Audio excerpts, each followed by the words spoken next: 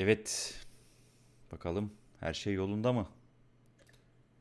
Evet, önce bir ona bakmamız lazım.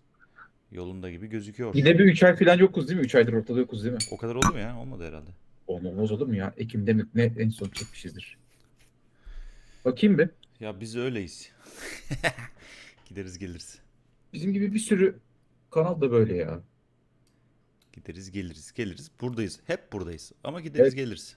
3 ay olmuş oğlum hakikaten. Sen iyi zaman tutuyorsun ha. Abi tabii çünkü Şimdi bunun şeyi nerede kardeşim? Teknik detaylarda boğulalım bakalım biraz. Evet buradayız. Heh. Ses. Sesimiz geliyor mu ya? sesimiz gidiyordur ya. Biz birbirimizi duyuyorsak herkes bizi duyuyordur. Bence de. Yani bakayım yayına en azından teknik anlamda önümdeki şeyde gidiyor gözüküyor. Vallahi ben duyuyorum bizim sesi. Biraz az ama geliyor yani. Tamam. Bizim çocuklara yazalım bakalım.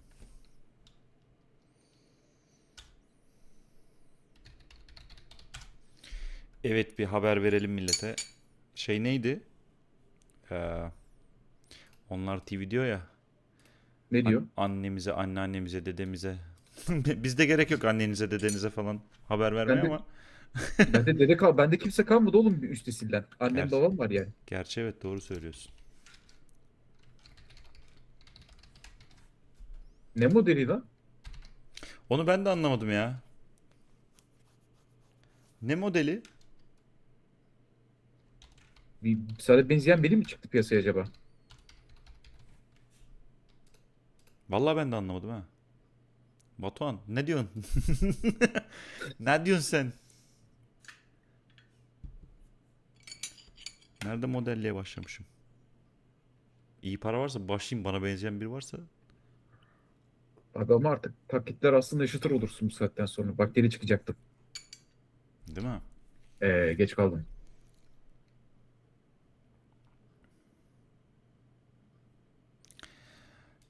Selamlar, selamlar, selamlar. Şimdi şunu kapattım.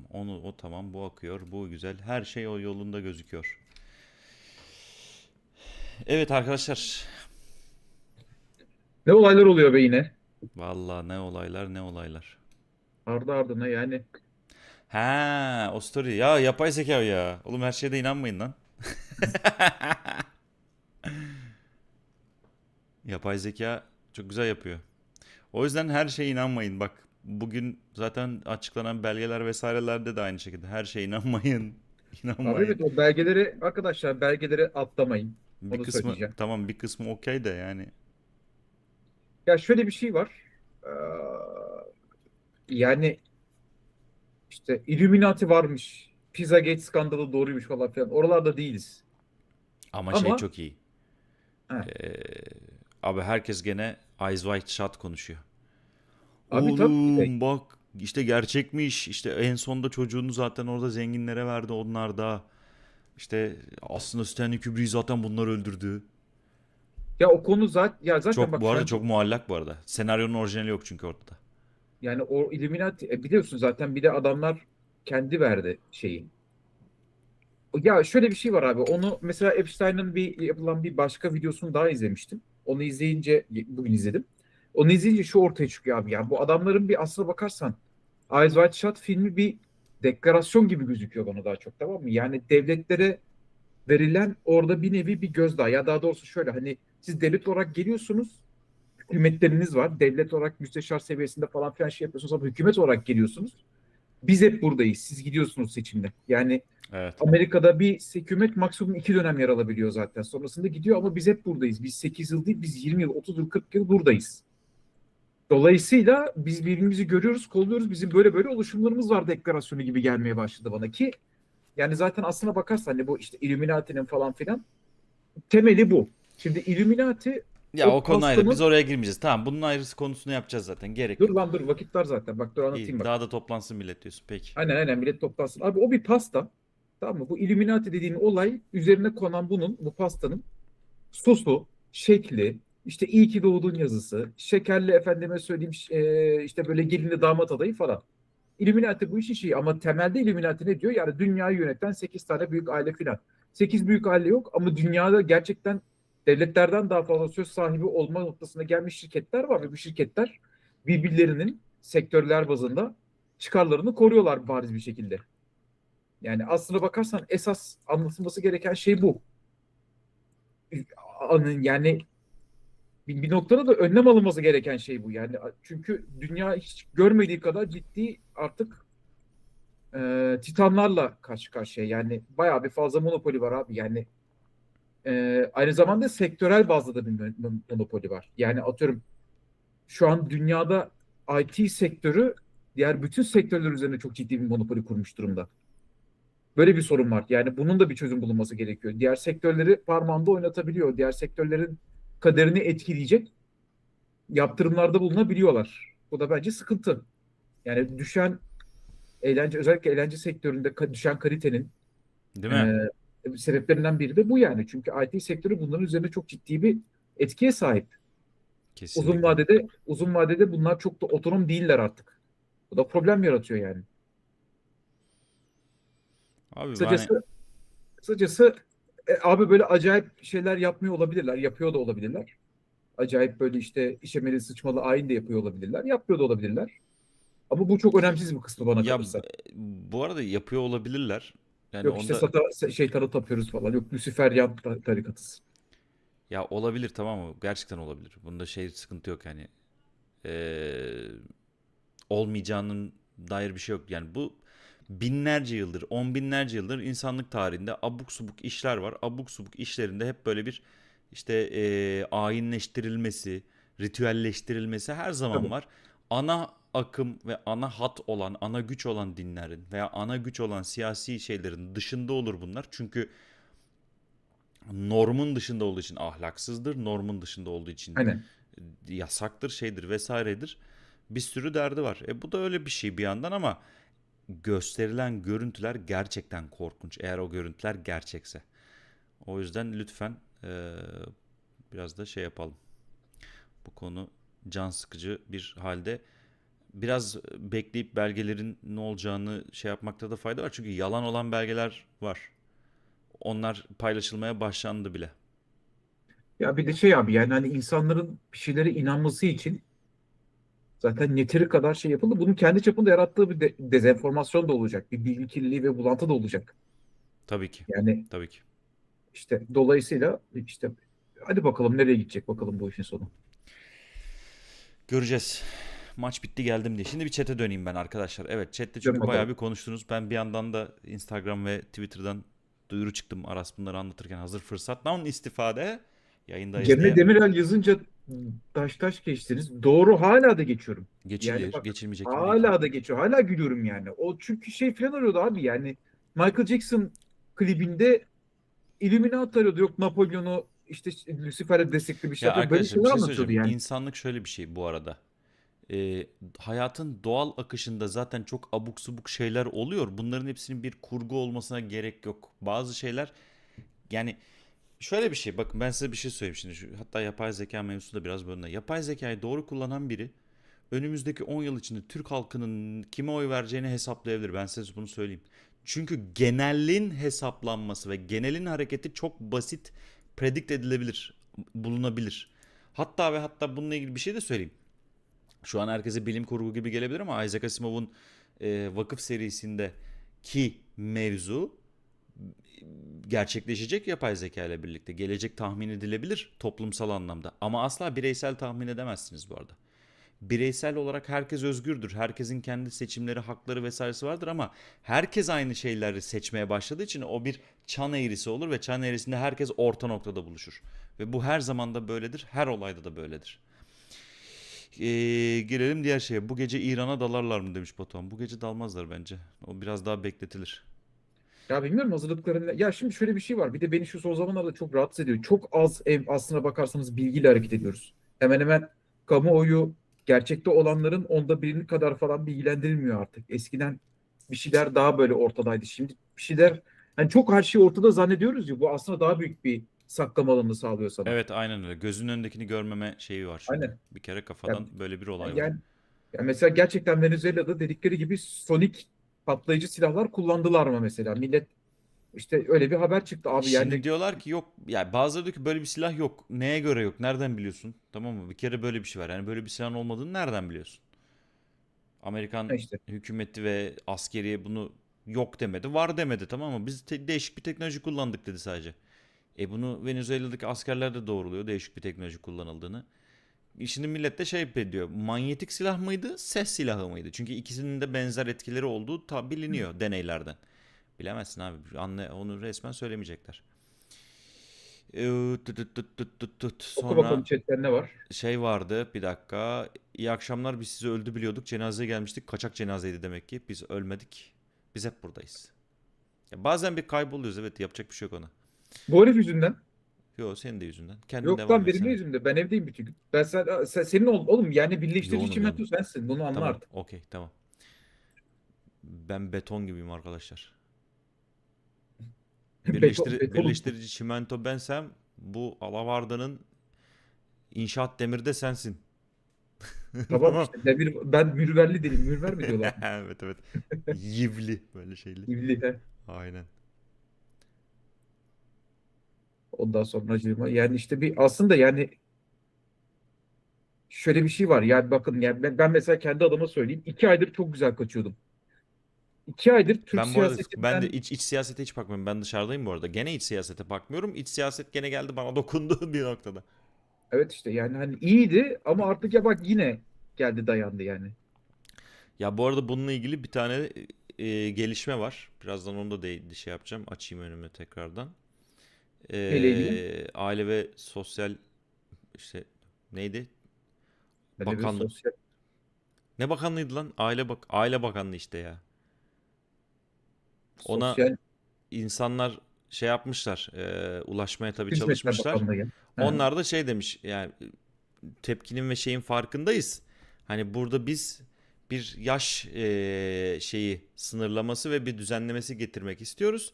Bununla ilgili çalışmaları yapıp ona göre hareket edebiliriz, revize edilebilir bunlar falan diye bir açıklama yaptıkları iddia ediliyor, şu an daha yeni. Ya Onun dışında zaten daha taslak yani revize edilir. taslak. Gör- Zaten ama işte şey çok güzel. Bir kere bu, şimdi birazdan rakamlarla değineceğim, tamam mı?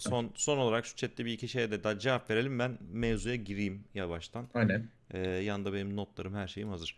Şimdi abi, konuyla alakası ama Mastercard kartımda Steam'den oyun alamıyorum, reddedildi diyor. Önerebileceğiniz başka banka kartı var mı Mastercard'la Steam? alakası yok ya bir internete gir bak internet alışverişine kapalı Modem bir resetle, Mastercard. modem resetle. Eğer banka kartının yasak değilse modem reset bu arada. Evet.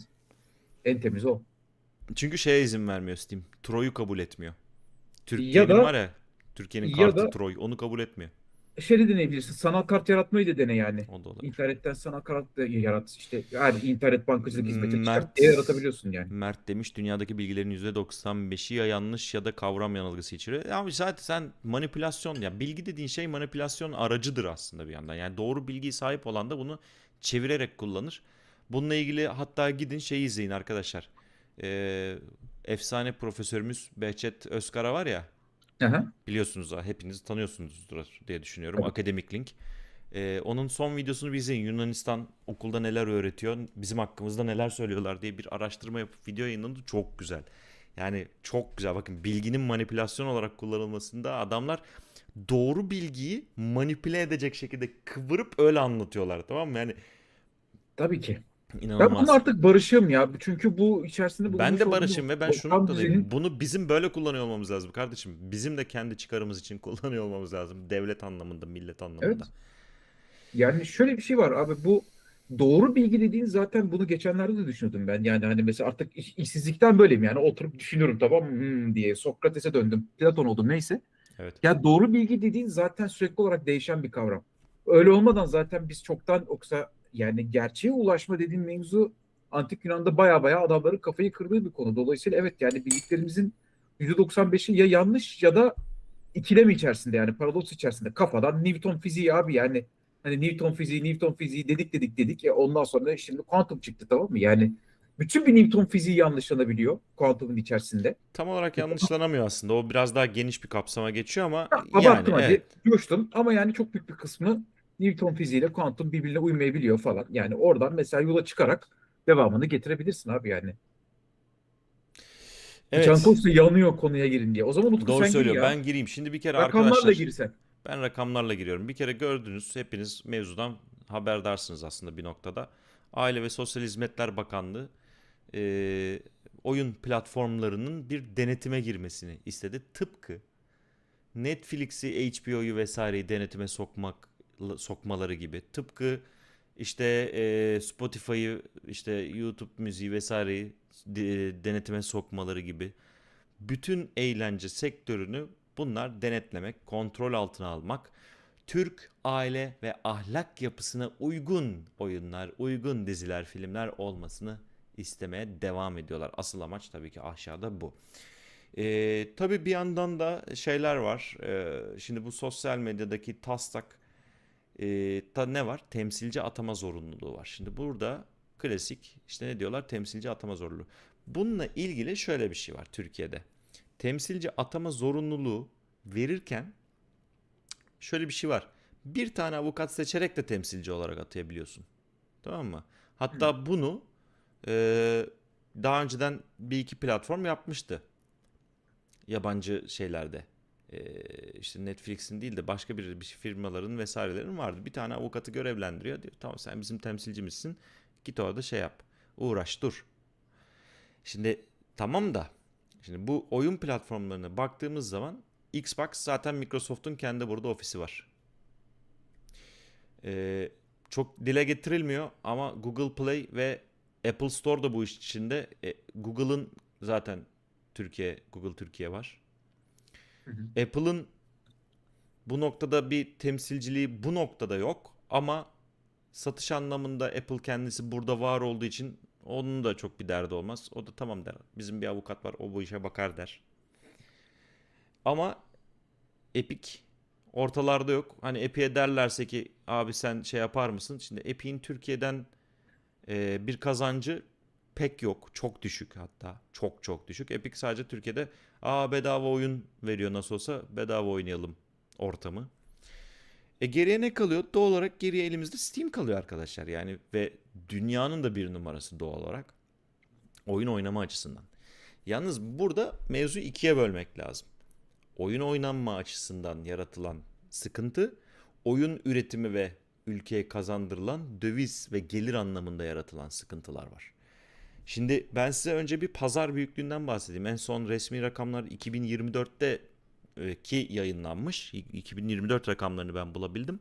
Daha yenisi varsa lütfen yazın bu arada hani bulursanız.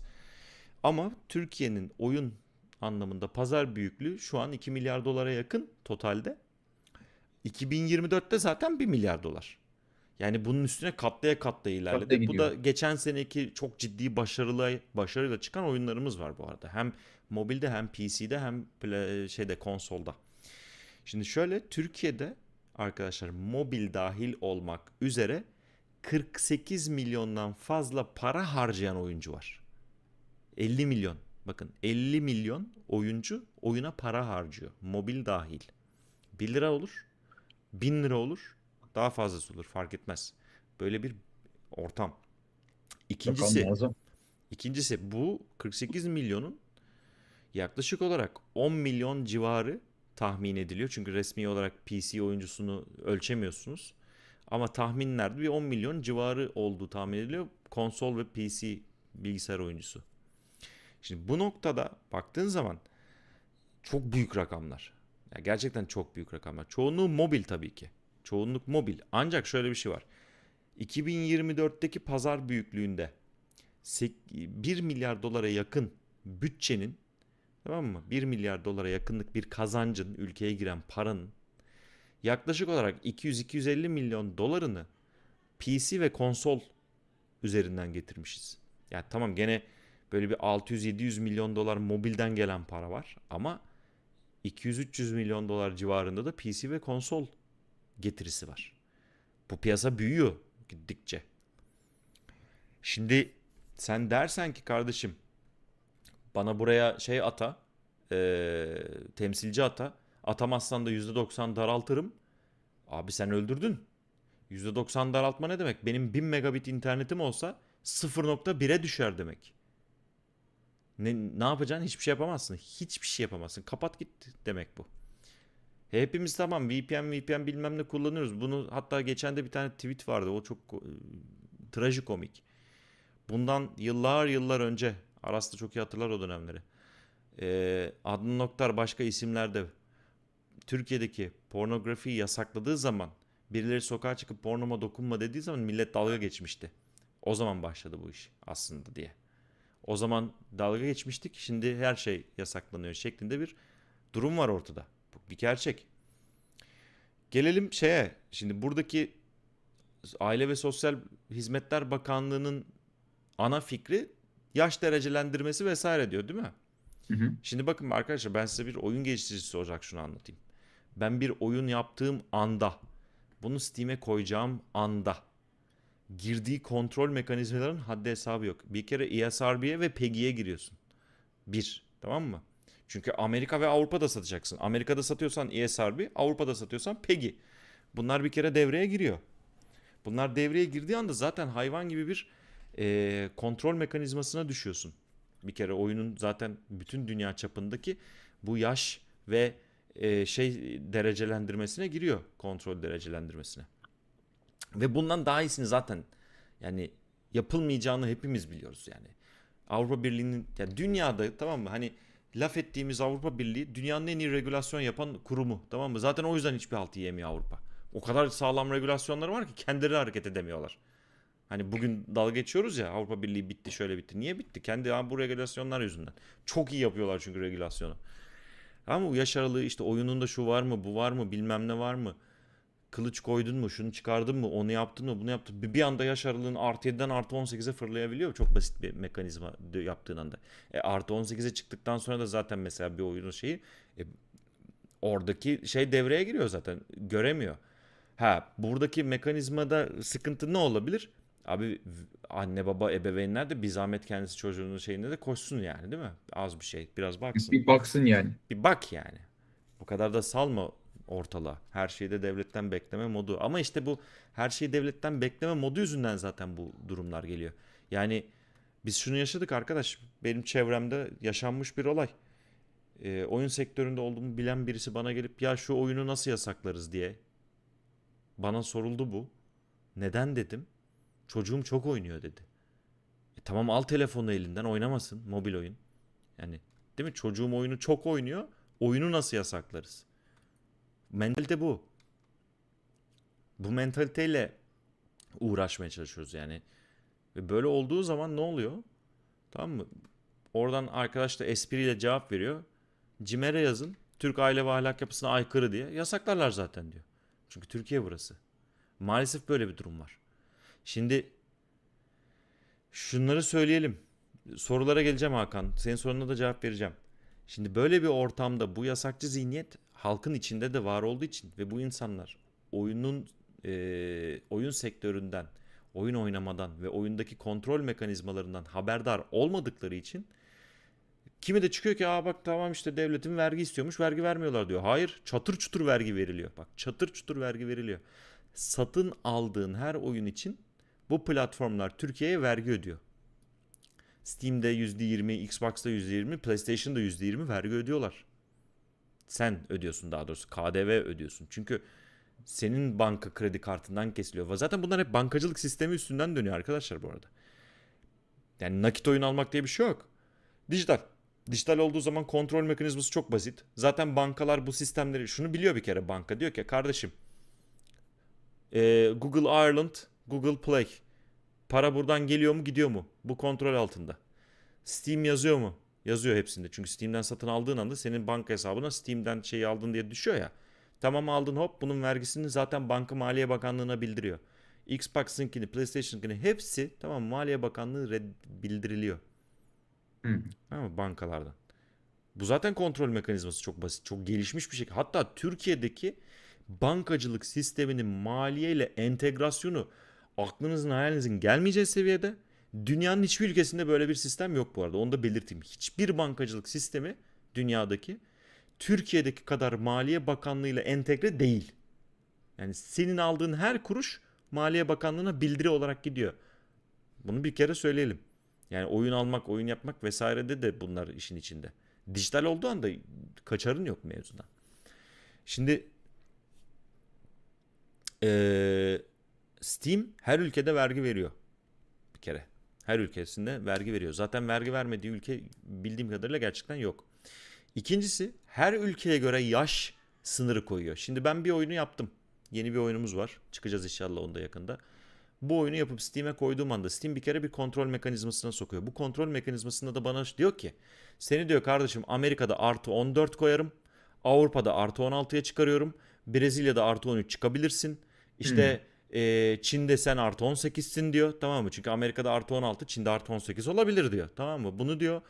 Ve bunun için bir temsilci atamasına gerek yok. Steam'in dünyada bir tane temsilciliği var. O da Almanya'da. O da Avrupa Birliği'den dolayı. Tamam mı?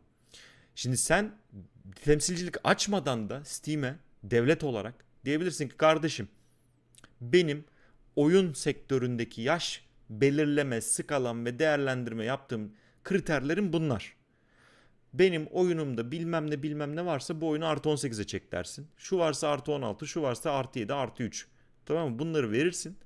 Steam zaten otomatik olarak bunu devreye sokar ve der ki kardeşim Amerika'da artı 16 çıkabilen bu oyun içinde atıyorum, tamam mı? Atıyorum bir alkolle alakalı bir şey içerdiği için Türkiye'de artı 18'dir. Steam zaten otomatik olarak Türkiye'ye artı 18 bunu verir. Bu diğer platformlar için de aynı mekanizma geçerli. Çünkü diğer platformlar da zaten bu sistemi Steam'den alarak kurguluyorlar. Çünkü ellerindeki en düzgün sistem o. Tamam mı? Abi ben bu ortada varken temsilci atama zorunluluğu bir, yani birkaç seçenek var. Bir, ya hakikaten hiç bilmemekle alakalı olarak bakanlığımızdaki bazı bürokratların mevzuyu hiç bilmemesiyle alakalı olarak eski kafa temsilci atayalım kardeşim bizimle biriyle görüşsün. Ya sen önce gel bir kendi içindeki oyun sektörünün önde gelen isimleriyle bir konuş. Bir bak bakalım ne diyorlar. Ki burada TOGED'i ayrı tutuyorum çünkü TOGED hiçbir halta yaramayan bir kurum benim gözümde. Türkiye Oyun Geliştiricileri Derneği diye geçiyorlar bir de.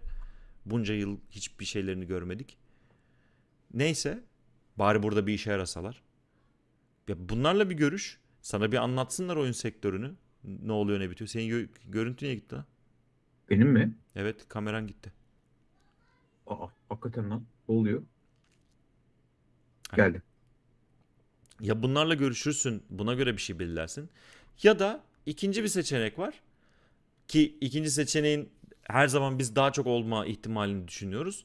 O da kültürel hegemonyaya karşı açılan savaşta bu cepheyi de kullanalım. İyice kısıtlayalım, iyice daraltalım. Tamam mı? Devletin ve milletin özgürlüklerinin yönünü istediğimiz yere rahatça çevirelim. Mevzu bunlar. Bir sorulara bakayım sonra sana biraz devredeyim Tamam. Aras. Ee, Ki daha sonra oyun geliştirme alanına da bir damlarız tekrardan. Olur. Böyle şeylerde devlet ilgilenmez, aileler ilgilenir. Türk devletinin yaptığı aslında muhafazakar görüşe de aykırı. Ya kesinlikle yani ailenin ilgilenmesi lazım zaten. Aileyi eğiteceksin. Eğitme noktasında burada ciddi eksiklik var bu arada. Yani hepimiz adına söylüyorum.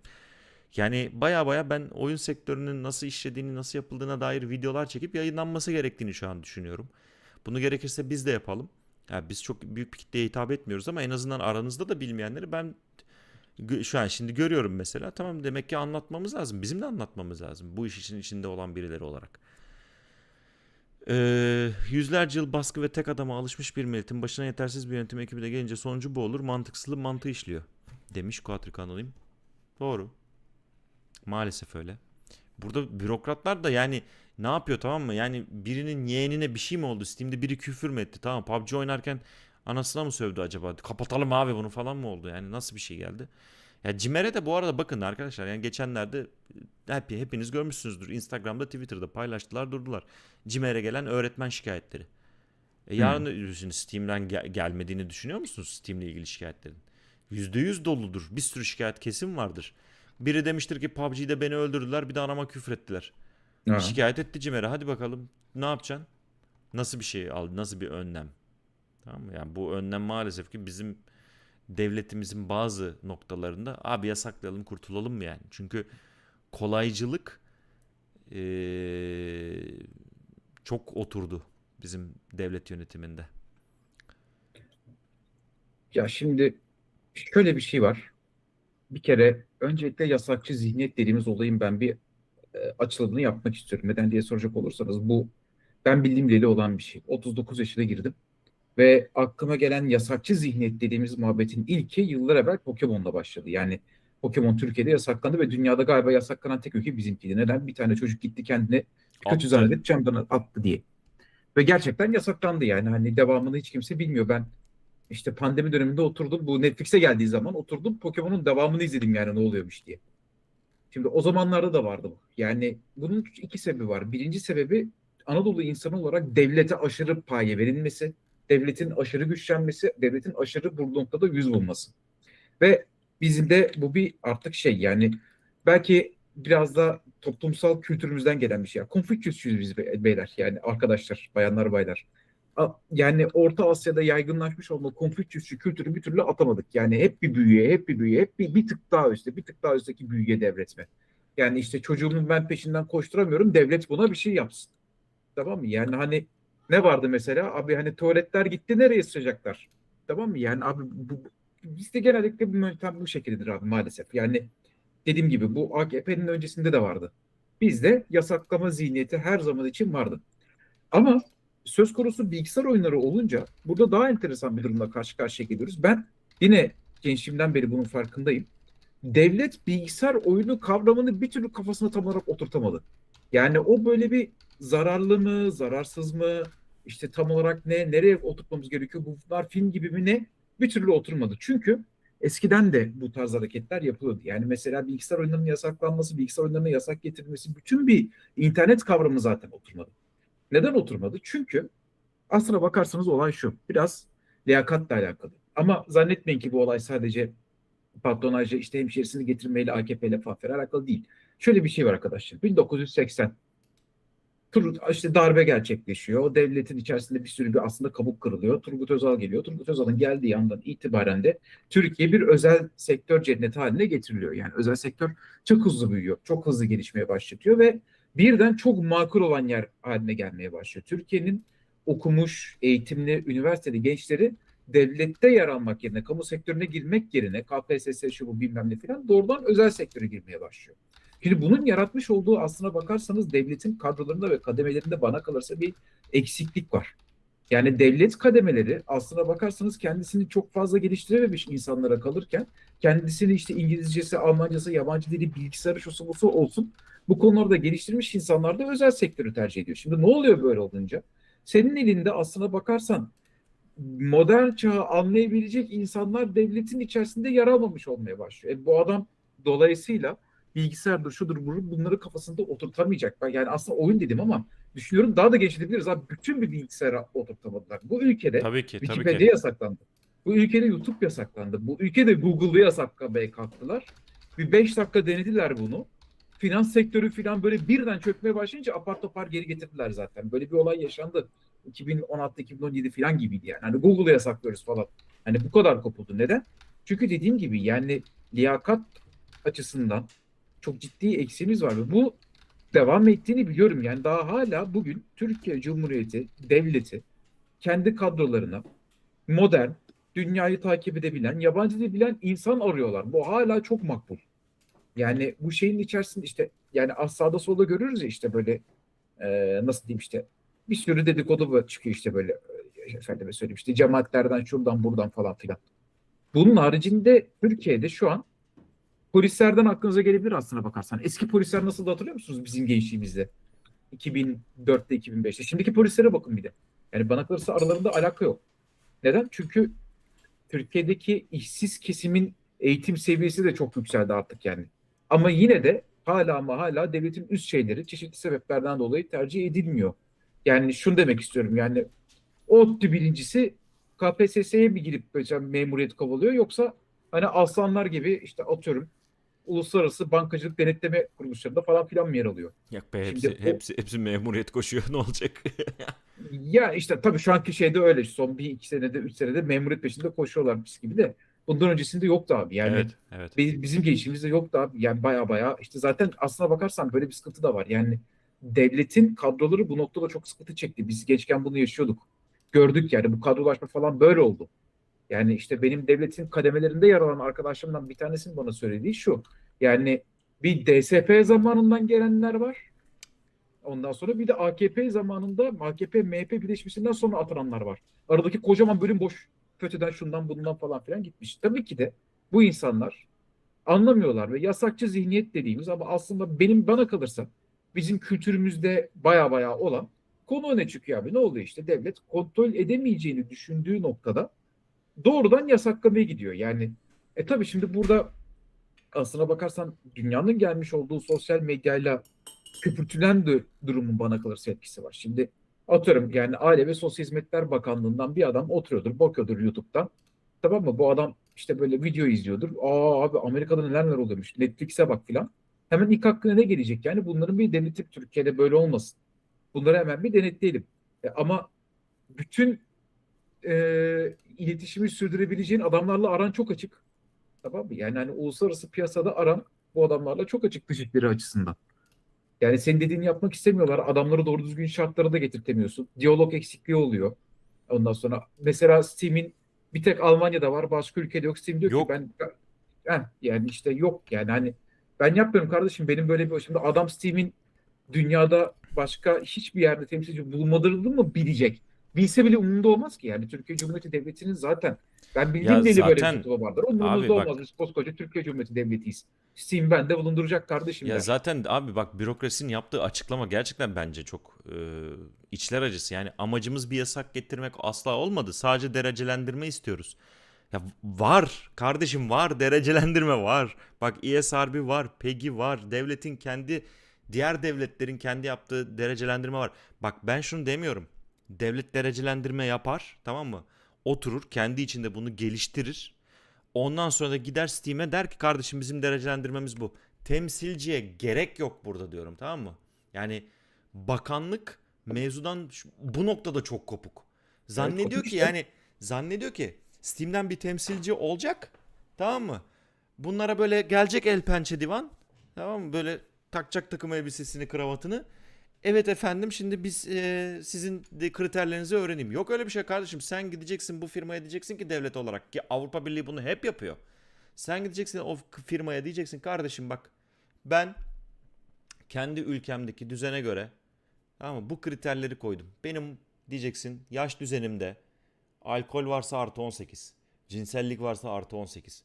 İşte bilmem ne varsa artı 16. Bilmem ne varsa artı 7. Bilmem ne varsa artı 3 falan, hani bir kriterini belirleyeceksin. Tamam mı? Bunu belirledikten sonra diyeceksin ki kardeşim biz bu platformlara gidip sadece derecelendirme istiyoruz diyeceksin. Ya bir de ya açıklama bak, diyor ki sadece derecelendirme istiyoruz, ki var olan bir şey istiyorlar dediğim gibi. Gençlerimizin girişimcilik ruhuna gölge düşürmeyecek şekilde önerimiz. Sektörle tekrar görüşüp taleplerini dinleyeceğim. Buna göre revizyon da yapılır. Hı. Şimdi sektörle görüşüp taleplerini dinleyeceğim diyor bak. Yani tek Sektörden kimi muhatap alacak bir de o var. O da var. şimdi Neyse işte yani nasıl ha alacak o tamam, muhatabı? ben de ona geleceğim şimdi. Sektörden kimi muhatap alacaksın? Muhatap alacağın kişi TOGED mi mesela? Tamam mı? Diyelim ki TOGED olsun. Çünkü hani Türkiye Oyun Geliştiricileri Derneği miydi? abi yemin ediyorum bak yani kafayı yersin. Ama en azından hani, ya bu adamlar bak kardeşim, 2024 yılında eee, bir kuruluş kurdular bunlar. Bir kurum kurdular. Grubu bizim WhatsApp grubuna da attım hatta geçenlerde, hatırlarsan. Hı. Hatırlamıyorum. Eee, bir dakika, neydi o? Abi şey kurumu bu. Güvenli oynuyorum diye bir şey, tamam mı? Güvenli oynuyorum olması lazım adı. Hı. Bir kurul bir araya getirdiler. Kurulda işte psikologlar var, sosyologlar var. İşte Aile Bakanlığı'nın tabii yetkilileri, bürokratları var vesaire var, bilmem ne var falan filan. Böyle baktığın zaman profesörler, doktorlar, ıvırlar, zırlar. Oyun sektöründen bir tane adam yok. Bir tane ya, bir tane. Ha, bunun işte bak burada şuna geleceğim. Şimdi abi psikologtu, bilmem neydi, sosyologtu. Oyun sektöründen bir kişi de kalkıp, tamam mı? Oyun nasıl yapılır? Oyun içindeki dikkat edilen şeyler nelerdir? Bunlara belirtmezse, sektörün içinden işi bilen biri belirtmezse neyi anlatabilir o? Der ki çok klişe şeylerle, kitap bilgileriyle bu çocuklarımıza zarar verir, şu çocuklarımıza zarar vermez, böyle olur, şöyle olur. Böyle diye diye zaten bu yeni nesilleri bok haline getiriyoruz. Gelecekte berbat nesiller gelecek, tamam mı? Ya bakın şöyle de bir şey söyleyeceğim. Şurası çok önemli. Şimdi az önce demiş olduğum eee, devletin içerisindeki kadroların yetersizliğinin geldiği bir nokta var. Hükümeti mevcut hükümeti getirdiği bir nokta var. Bakın burası çok önemli. Bu içerisinde bulunmuş olduğumuz hemen hemen her sektörde bunun cezasını da biz şu an çekiyoruz. Bunun sıkıntılarını yaşıyoruz. Ne o biliyor musunuz? Türkiye Cumhuriyeti son zamanlarda teknokratik bir anlayışa dönmeye başladı. Yani bakanlarını teknokratlardan seçmeye başladı. Teknokrat nedir? Kendi alanını düşünen, kendi alanında yer alan insanlardan bakanlar geliyor. Yani mesela Turizm Bakanı otel sahibi, Eğitim Bakanı eğitim kurumları sahibi, işte Sağlık Bakanı'nın Hastaneleri vardı. özel hastaneleri var. Bakın yani şimdiye kadar 3 tane çok kritik şey saydım. Üçünün de böyle bir tarafı var. Şimdi bu şu anlama geliyor. Normalde teknokrat dediğin adam siyasetçi olmaz. Siyaset başka bir şey. Siyaset dediğin olay halkın isteklerine göre önünde bulundurabilmek. Aynı zamanda da buna göre siyasi bir tutum belirleyip bu tutum etrafında politika belirlemek. Yani senin şirketle halk arasındaki bağlantıyı sağlaman lazım bu noktada. Siyasetçi budur biraz. Yani elinin altındaki verileri toplayan adamdır. Şimdi sen teknokratlardan oluşturuyorsun. Bu teknokratların zaten halkla bir alakası yok. Yani anlatabiliyor muyum? Yani şeyi olan adamın, hastanesi olan adam halkla ne gibi bir işte bizim burada var abi işte hastane sahibi adam var. Herifin evi öyle korunaklı öyle kapalı ki Ataköy'ün ortasında. Bir kere bile görmedik yani. Öyle bir ev yapmış ki garajından Mercedes'iyle çıkıyor. Bütün camları kapalı. Garajına giriyor Mercedes'inde. Tamam mı? Şimdi bu adamdan siyasetçi olmaz. Bu adam teknokrat olur. Bu adamı bakan yaparsan eninde sonunda geleceğin yer de bu zaten. Yani yönetimsel sıkıntı, çözümsel sıkıntı. Adam olaya çok boyutlu bakamaz. Tek boyutlu bakar. Der ki kardeşim işte Turizm Bakanı der ki otel en şuraya otel dikin bu otelleri de kapatın. Ticaret Bakanı'nı sen seçersen der ki temu yasaklansın. Çünkü Heh. kendi içerisinde bulunmuş olduğu kapalı alan, kapalı sosyal ortam onu buna iter. Halkı dinleyemez. Şimdi şöyle düşün en basitinden. Yani Fahrettin Koca gidip çarşı pazar gezebilir mi? Tamam mı? Mehmet Ersoy çıkıp çarşı pazar gezip işte Turizm Bakanı olarak insanları dinleyebilir mi?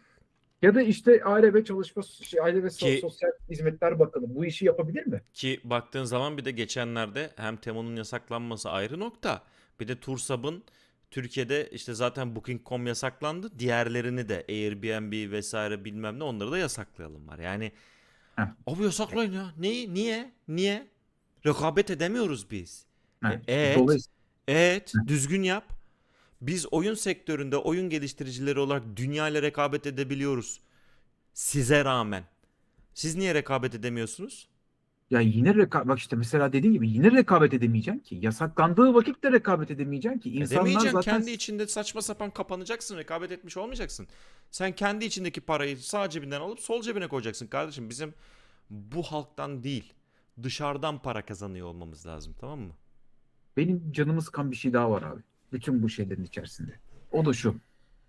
Steam'i kapattın. Epic Store'u şunu bunu falan filan kapattın. Bakın şimdi dünyanın artık şey konusu çok gelişti. Yani dünyada bir sürü ülke bu aslına bakarsanız bu tarz şeyleri yaptığı için özellikle Asya temelli ülkeler bu yasakları atlatmanın da çok fazla yöntemi çıktı ama insanlar Çin, kendi insanını Çin mesela abi. tabii ki işte Çin, Kuzey Kore ondan sonra falan tamam mı? Yani Rusya bütün bunların hepsi kendi ekosistemlerini oluşturmaya çalışıyorlar. Israrla ve bunda başarısız oluyorlar. Kendi ekosistemlerinden kasıt Abi benim oradaki insanlar da internetimde çatır çutur Steam'de oyun oynuyor. oradakiler de oynuyor. Neden? Çünkü insanlar bu global düzenin içerisinde girip kendini orada göstermek istiyor. Şimdi bunun için ne çıktı? Bir sürü sistem çıktı. Eskiden sadece VPN biliniyordu. Şimdi tanıdıklar şunlar bunlar falan filan derken olay başka noktalara giriyor. Yani dolayısıyla sen aslına bakarsan kendi vatandaşını senin kontrolünden ve izinden kaybettirmeye zorluyorsun. Adam izini kaybettiriyor. Yani bugün öyle elinin altında tool'lar var ki insanların ve o kadar rahat ve hızlı bir şekilde yayılıyor ki. Discord'da yasak geldi. Discord'da yasak geldiği için Discord'u bırakmış bir kişi bile tanımıyorum ben daha ya. He. Yani yöntemleri de zaten Abi biliniyor artık. bak yani Discord'u iş için kullanıyorduk biz. Evet İş. işte. Tamam mı? Ben de Bak geçen benim de Enis Kirazoğlu'nun video şeyini dinleyin tekrardan. O da öyle. Dünya çapında, çünkü oyun sektörü, özellikle oyun sektöründen bahsediyorum bu noktada. Eğer ki dünya çapında birileriyle görüşeceksen, adam diyor ki toplantıyı yapmak istiyorsan Discord'a gel diyor. evet işte. Abi Discord'dan konuşalım. Niye? Çünkü 40 kişi, 50 kişi, 100 kişi, yani kaç kişiye kadar gidiyor bilmiyorum, inan bana. Yani 1000 kişi girer mi? Girer neredeyse o Yok ya, sohbetin içine, abi tamam mı? çok çok Yani geniş o yani. kadar güçlü bir sistem var, altyapı sistemi var. Ya bu bir piyasa standardı. Ama işte sen ne yapıyorsun? Şimdi diyorsun ki abi yasak. Şimdi bu noktadan sonra sen vatandaşının dijital izini de kaybediyorsun ve bak, çok önemli bir şeyden bahsediyorum. Dijital veri, dijital iz artık senin kimliğinin en önemli bir parçası. Yani bütün bir Venezuela hikayesine bakın abi, tamam mı? Yani Venezuela hikayesinde, bunu zaten Ekşi Sözlüğe yazdım. Videosunu da çekeceğim. Çok tuttu. Bütün bir Venezuela hikayesinde Amerika'nın yaptığı şey dijital izleri takip etmek. Ya Maduro'nun nerede olduğunu kredi kartından biliyorlar. Evet. Maduro'nun nerede olduğunu cep telefonundan biliyorlar. Herif iPhone kullanıyormuş zaten. Tamam mı? Yani bu adamın odasına kadar rahatlıkla buluyorlar ve çok temiz bir operasyon. Yaptığımız her şey, aldığımız her şey, internette yaptığımız her şey aslına bakarsanız doğrudan belli başlı merkezlere gidiyor zaten. Yani bütün dünyanın kontrolü Google'da, Google'ın, Oracle'ın, iPhone'un, yani Apple'ın falan elinde, Microsoft'un elinde, bu 4-5 şirket bütün dünyayı kontrol edebilecek dataya sahip. Şimdi normalde senin yapman gereken şey bu datayı mümkün mertebe kendinde tutman. Bu datayı senin de takip edebilmen. Bu data çünkü çok açık. Bunu kendi ülkeni kapatma şansın yok. Çin bile kapatamıyor. Tamam mı? İnsanlar yine kaçıyor. Kuzey Kore inanılmaz önlemler alıyor ve yine olmuyor. Tamam mı? Dolayısıyla burada yapabileceği şey insanları mümkün mertebe kontrol edilebilir noktada teşvik etmen. Datasını kaybetme. Yani mesela bütün bir Discord olayı böyle patladı. Yani Discord'da neler dönüyor? Devletin haberi yok mesela. Ve önleyebileceği birimleri de yok. Yani bir siber suçlar dairesi var ama siber suçlar dairesinin şu an bana kalırsa Türkiye'de emniyetin içerisinde en ciddi kaynağın aktarıldığı taraf olması lazım. Ama böyle bir durum yok. Böyle olmayınca ne yapıyorsun? Neden? Çünkü teknokratlar var. Neden? Çünkü teknokratların olmasının sebebi ne? Çünkü dediğim gibi yani altyapısı olan adam yerleştiriyor devletin içerisine. Seni getirdiğin yer ne? Abi yasak kılmış işte. Yani hani toptan, çünkü başka türlü ara formülleri çözebilecek kaynağımız ve bilgi birikimimiz yok oluyor. Ve buradan sonrasında da tamamen insanları artık gizlenmeye teşvik ediyorsun. Şimdi öyle, dediğim gibi, öyle bir programlar çıkar ki Türkiye Cumhuriyeti kendi vatandaşının yurt dışı, yani internette ne yaptığından tamamen habersiz bir şekilde kendi kendini izole eder. Yani bütün yasaklar vatandaşı değil, devletin kendisini izole ediyor ve bence bu son derece zararlı ve sıkıntılı bir durum. O yüzden mesela işte Aile ve Sosyal Hizmetler Bakanlığı'nın göz önünde bulundurması gereken şey yasaklama değil, mümkün mertebe bu tarz böyle şirketlerle koordineli bir şekilde oyun oynayan çocuğunun ne oynadığını kontrol edebilmesi lazım. Yasaklaması değil. Evet. Açabildiğin kadar Evet. aç, gör. Ya şimdi Bunların. bak, şöyle bir şey var. Ben sana söyleyeyim şimdi. Burada bir baba olarak konuşayım bir yandan Hı da. hı, Çocuğumun ne oynadığını ben kontrol edebiliyorum. Tamam, burada ben şanslı bir noktadayım. Neden? Çünkü oyun sektöründeyim. Oyuncuyum vesaireyim. Tamam mı? Ben biliyorum. Ne oynaması gerektiğini biliyorum. Ne oynamaması gerektiğini de biliyorum. hı Ben hı. burada avantajlıyım. Bilgiliyim. Tamam. Ama arkadaş, yıl 2026. Çevremdeki birçok insanın, tamam mı? Bak, bilmeyenler gene ayrı tutacağım.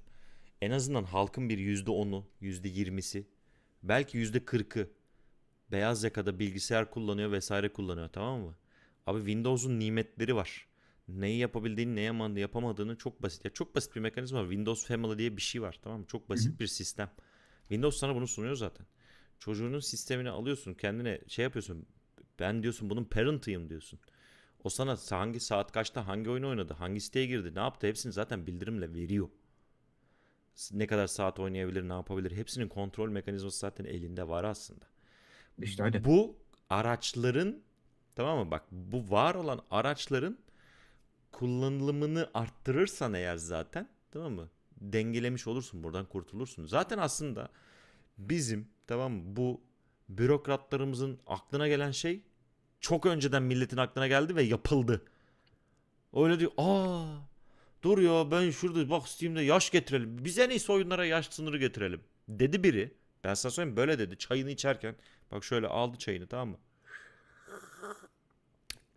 Yaparken çaycı getirdi. Öyle boş boş oturuyordu. Ya dedi, biz buna yaş sınırı getirelim dedi. Var kardeşim var. Sen bunu düşünene kadar, Tamam mı? Millet zaten bunu düşündü. Yaptı. Senin çocuğun, yeğenin, ıvırın zıvırın yeni yeni oyun oynamaya başladı diye şimdi yapıldı değil. Ya %100 eminim bunun böyle olduğunu. Çünkü ben devletle iş yaptım. Ben bu tiplerin nasıl çalıştığını biliyorum. Kamudaki bu tiplerin nasıl çalıştığını çok iyi biliyorum. Sen de biliyorsun. Bir Tabii aranızda bir ki. sürü insan biliyor. Bir de orada tabii memuriyet kanunu da giriyor ya, bence değiştirilmesi gereken. Bunu herkesten duyuyorum, devlette işi olan, ama asla değişmiyor. Tamam, yani hani tek başına bir kanun bu kadar etkili olabilir mi? Mantığı nedir? Yani abi başına hiçbir şey gelmiyor abi. Dolayısıyla her şey Bak inanılmaz Mert yavaş çok yürüyor güzel zaten. söylüyor abi. Dizilerde kafa kesmeler, kan sahneleri falan var. Ne Heh. oldu? Bunlar artı 18 değil mi bu diziler? Hepsinde kadın dövmeler var, tecavüzler var. Artı 18 değil mi bunlar? TRT'de O işte işin bir siyaset şovda kısmı. Ya abi, O işin siyaset kısmı. Ona girmiyorum zaten bak. Yani ona girmiyorum. O evet abi, çok doğru bir buna şey ve bu işin bakın siyaset arkadaşlar, kısmı. buna ayrı video çekmek istediğim bir konu var. Aras'la bunu net bir şekilde tartışa tartışa canlı yayında sizinle beraber yapmak istedim. Yani bireysel normal video halinde değil. Bu AK Parti hükümetlerinin yıllardır yapmaya çalışıp yapamadığı ve son olarak şu an buraya saldırdıkları bir mevzu var. O da kültürel hegemonya dedikleri mevzu, tamam mı? Hmm. Geçtiğimiz zaman da bunu söylediler. Biz dediler bu kadar şey yaptık ettik ama kendi aydınımızı yaratamadık dediler. Bu böyle bir şey değil çünkü. Tamam mı? Bu böyle bir şey değil çünkü. Evet. Bu kültürü bak arkadaşlar, burada ben şey de yapmıyorum. Bir taraf şeyinde değilim yani. Atatürk sayesinde ayrı bir nokta. Atatürk'ün etkisi var. Yalnız bu kültür yaratımı çok daha eski bu arada. Osmanlı'da da başlamış bir kültür yaratımı bu. Atatürk bu kültür yaratımının içinden doğan bir karakter. Bu kültür yaratımının önünü daha fazla açan bir karakter. Abi bir de Bu çok orada daha eski bir şey. Tamam kesinlikle mı? öyle. Ya Ve şöyle söyleyeyim ben sana. Buna ayrı bir buna ayrı video çek, çekeceğiz. Bunu ayrı ayrı çekeceğiz. ayrı bir Çünkü, şey yapmamız lazım bunu. çünkü bu derin bir hikaye. Bu neden derin bir hikaye biliyor musun? Temelde şöyle bir şey var. Hem siyasetle iç içe çok girmiş olduklarının farkında değiller. Hem de bu aynı zamanda zaten çoktan kurulmuş ve var olan bir kültürü değiştirme çabası. Yaratma değil. Evet, Yeni bir şey evet. yaratmıyorsunuz. Mevcutu değiştirmeye çalışıyorsunuz. Eğer Ve mevcut değiş... yalanla. Heh, Ve yalanla, yani tıpkı o fesli delinin tarihi yalanları gibi yeni yalanlarla bunları yapmaya çalışıyor. Şu an inanılmaz yalanlarla gene bir şeyleri değiştirmeye çalışıyorlar. Geçtiğimiz gün gündem neydi mesela? Şah İsmail Kürttü dediler. Oha! oha. Oha! Yani. Oha, öyle mi dediler? Evet. Ya abi işte Ulan adamın Türkçe beyitleri, şey yazıtları var, yazıları var, şiirleri oğlum var. Şah İsmail, ya Osmanlı padişahının yazdığı mektubu anlamazsın. Şah İsmail'i anlarsın ya. Evet. O kadar yani. Tamam mı? Ya ya bak işte bu Neyse. şöyle bir şey abi. Bu Yani ayrı dediğim bir gibi mevzu, dediğim gibi. Bu kültürel hegemonyanın kırılmaya çalışılması ve tarihin yalanlarla çarpıtılmaya çalışılmasıyla alakalı bir mevzu. ya işte aynen, yani şöyle bir şey var abi. Yani kültür hegemonyası yaratmak istiyorsan dönüştürebilirsin. Çünkü zaten bayağı senin 2000, ya şöyle bir şey var. Ya yeni yaratamazsın. Çünkü bu 2000 yani kaç, 2000 değil. Türklerin tam anlamıyla tarih sahneye çıkması, gerçek anlamıyla Türk olarak milattan sonra binler işte. Tamam, yani milattan sonra 1000 gibi net bir şekilde artık ortaya çıkıyor. Bu saatten sonra, bu noktadan sonra oturmuş bir şeyden bahsediyorsun sen. Öyle kültür yaratalım, bir şey yapalım. Hayır, dönüşüm yapmaya kovalaman lazım. Dönüşü de kovalaman için yasaklamaman gerekiyor, kapatmaman gerekiyor. Şimdi bir hardcore yasaklar var. Yani tamamen abi yapamazsınlar var. Bir de soft yasaklar oldu. Biz soft yasaklardan da çok çektik. Yani Evet. burada da alkol ve sponsorluk yasakları üzerinden aslına bakarsan baltalanan müzik sektörü, baltalanan festival kültürü falan, bunlar çok etkiliydi. İşte ondan sonra diziler, sinema, Kültür Bakanlığı'nın 90'lı yıllarda yaptığı muhteşem işler vardı Türkiye'de. Bütün bunların hepsi gitti. Çeşitli sebeplerden. Ama şundan ama bundan. Ama gitti. Dolayısıyla işte yaratamazsın. Anlatabiliyor muyum? Yaratamazsın. Kimse yaratamaz. Kültür yaratılabilecek bir şey değil. O bir dönüşüm, o bir beslenme ve sindirme mevzusu zaten. Ama işte tekrardan dediğim gibi, yani bizde şu an çok ciddi, genel ülke çapında zaten bir yönetici, devletin yöneticileri içerisinde bir liyakat problemi var. Burası çok açık. Devletin yöneticilerinden kastım işte yani memuriyet, memur sınıfında değil. Yani onlara da bir artık ayrı sınıf diyebiliriz.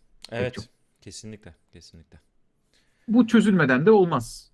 Ama çoğu insanın da düşündüğü gibi bu mevzuda e, Steam'in Türkiye'ye bir temsilcilik açacağını zannetmiyorum. Ki diğer platformların zaten dediğim gibi böyle bir derdi yok. Xbox Türkiye'de var. Microsoft var. Google var. Apple var. Tamam mı? Yani Epic yok. Epic'in kimsenin umru değil. Sallamışım Epic modunda. Tamam, Ya Unreal yok. Engine'i Epic üzerinden kullanıyoruz vesaire. Bu arada onu da engellemiş oluyorsun. Sen Epic'e eğer band daraltma sokarsan, ha bir de o var, bak ona inecektim. Ne Sen işte. eğer ki Epic'e band daraltma yaparsan Hı. Unreal Engine'ı da kullanamazsın. Çünkü Unreal Engine Epic üzerinden açılan bir Aha. üretim aracı. Tamam mı? Bunu da kestin. Ne oldu? Tamam, Türkiye'deki oyun sektörünün %80'i %70'i Unity kullanıyor olabilir oyun üretmek için. Ama Unreal Engine de çok güçlü bir şey Türkiye'de. Ve ciddi kullanılıyor. Bu da gitti. Yani hem satışımı engelliyorsun, oyun satışımı. Steam'i bloklayarak. Epic'i bloklayarak da oyun üretimimi de engellemiş oluyorsun. Ya bunlardan haberi yok bu bürokratların. Bizim bas bas bağırarak bunu duyurmamız lazım. Ve bir şey söyleyeceğim. Yani bununla ilgili tweet falan da attım ben. Baya bu konuda sinirliyim kaç gündür. Sadece Twitter'dan bağırarak da duyuramayız kendimizi. Ben hala söylüyorum. Bu sektörde bazı isimler var. Gerçekten dinlenilmesi gereken insanlar bunlar. Tamam mı? Ve bu isimlerin bürokrasiyle, şeyle, bununla Vivasan hiçbir işi yok. Yani daha doğrusu bürokratların gelip bu insanlara bir şeyler soruyor olması lazım. Ya burada şöyle bir önemli nokta daha var. Son olarak ona değineceğim. Abi Türkiye'de şey yaparak Ha bak, mesela çok bazı özür diliyorum. ne Unutma söyle. diyeceğini chatte yazdıkları için söylüyorum. Sadece oyun değil, sinema ve dizilerde de kullanılıyor. Doğru, doğru. Doğru. Unreal Engine orada da kullanılıyor. Prens dizisinde mesela kullanılıyor. En son izlemişsinizdir çoğunuz Prens dizisini. Onun yapıldığı MGX Studio şey, Mandalorian dizisindeki sistemin aynısı biliyorsunuz. Her taraf ekran. Her taraf ekran. Aynen. Arkada Unreal Engine'da yaratıyorsun ortamı. Tık tık tık tık tık onun önünde oynuyorsun. Mandalorian da öyle. Mesela Ya dizi. burada şu var abi, işte bak şunu söyleyeceğim. Her yasaklamayla belli bir kesimi politize edersin. Şimdi bilgisayar oyunlarında bu şekilde bir yasaklama getirerek, aslına bakarsan Steam'e getireceğim bir şeyle, bu aslında sadece Steam değil, PlayStation, şusu busu hepsi var. Bu yasaklamayla inanılmaz büyük bir kitleyi politize edeceksin. İnanılmaz büyük bir kitleyi boş bırakacaksın. Buna hiç gerek yok. Yani daha önceden de bunu söylemiştim. Her şey siyaset değil, her şey siyasetin bir parçası olmamalı. İşte bunu anlamıyorlar zaten. Dediğim gibi, çünkü teknokratlar. Nerede siyaset başlar, nerede biter, en ufak bir fikirleri bile yok. Milyonlarca genci, ya bak, sadece Roblox'un yasaklanmasıyla çok büyük bir küçük çocuk neslini kendilerine düşman ettiler. Ya ben bunu spor salonunda bile görüyorum. Bak ben sana bir Tamam şey mı? söyleyeyim. Yani Roblox şunu berbat söyleyeceğim bir bak. oyun. O ayrı, ona gelip biliyorum. Özelinde konuşacağım. Bunu biliyorum. Tamam, bunu sana söyleyeceğim. Bak, Roblox'u anlatırtacağım. Ama şunu söylemek istiyorum. Sıkıntı şurada. Bu kadar insanı politize edecek kadar ortada bir olay yok abi. Yani dünya nüfusunun yaklaşık %1'ini kapsıyoruz ve yaklaşık %1'ini üretiyoruz. Tamam mı? Dengiz 3 aşağı 5 yukarı. Gerçi düşmüş olabilir üretim, bilmem ne, son bir yılda 2 yılda, Hı ama hı en hı son hı. öyleydik. Bu kadar politize olacak, bu kadar herkesi siyasetin içine katmaya değecek bir şey yok ortada. Tamam mı? Normalde sakin sakin takılabilecek bir ülkeyiz. Yani tamam mı? Bulunduğumuz jeopolitik konumun önemini de sonuna kadar, aslına bakarsan, güzel bir şekilde böyle kullanıp, daha da böyle %1'lik bu durumda olup, %1'lik nüfus kaplayıp %3, %4 üretebilecek kadar da rahat bir konumdayız. Gerek yok abi, tamam mı? Gerçekten bu kadar insanı, bu kadar genci politize etmenin, siyasetin içine sokmanın. Çünkü insanlar gaza gelecek. İnsanlar, yani böyle bir şeyin karşısında yeter ve artık falan filan deyip bir sürü insan daha da radikalize olacak. Bu da işlerine gelmez. Zaten dediğim gibi, yani genç nesilde mevcut hükümetin zaten bir sıkıntısı var. Yani her şeyi bıraktım. Yani siyaset aracı olarak bile çok mantıksız bir hareket. Abi bak. Çok güzel yazdılar. Besim Tibuk'un söylediği sözü yazmış arkadaş. Ankara hiçbir şey yapmasın. Politikacısı bürokratı Hawaii'ye gitsin. İki misli maaş ödeyelim. Bu memleket bu hale düşmez. Ters biliyorlar, tersine gidiyorlar. Bak Besim Tibuk burada çok haklı. Gerçekten böyle bir durum var, tamam mı? Ya sen yapma bir şey kardeşim, yapma. Engelleme beni yeter. Yani bana ya destek vermeni istemiyorum. Bana hibe yapmanı istemiyorum. Önümü de açma. Sen yeter ki bir şey yapma. Ben yolumu bulacağım zaten. Gölge et ve başka ihsan istemez. İşte bu sıkıntı abi. Bunu vatandaşına dedirtmemen gerekiyor. Aynen öyle. Bunu, bunu dedirtmemen gerekiyor. Ki yani yıllardan beri bunu söylüyoruz ve bu benim gözümde parti bağımsız bir şey. Ben çocukken de böyleydi abi maalesef. Ben çocukken de böyleydi. Çocukken de işte dediğim gibi Pokemon yasaklanıyordu. Hmm. Hatırlıyor muyum? Yani Evet, bu evet. bizim önüne geçin ya bir tane bu konuda bütün Türk devletlerinin olduğu gibi, tamam mı? Bunu öğretecek lider ihtiyacı var abi yani. Türk devletleri bu şekilde ilerliyor. Bakıyorum, açıyorum, bakıyorum. Hepsi böyle abi. Yani lider etrafında odaklanmayı çok seven bir milletiz biz ya. Vallahi. Şarkız diyor ya Murat Ha, Bardakçı bazen. Yani Murat Bardakçı'ya nadir katıldığım noktalardan biri. Şarkız abi. abi bence yani işte tam olarak Çoğunluk buna anlamında ama. Yani ha. Ya bence sallanıyoruz ya. Yani gidip geliyoruz yani. Bir pendulum var. Bir dönem ciddi hani batılılaşma vardı. Bir dönem şimdi işte mesela doğulaşmanın olduğu bir dönemdeyiz ama bu dünyada da böyle. Yani İngiltere kraliçe of gole bak pardon beyler.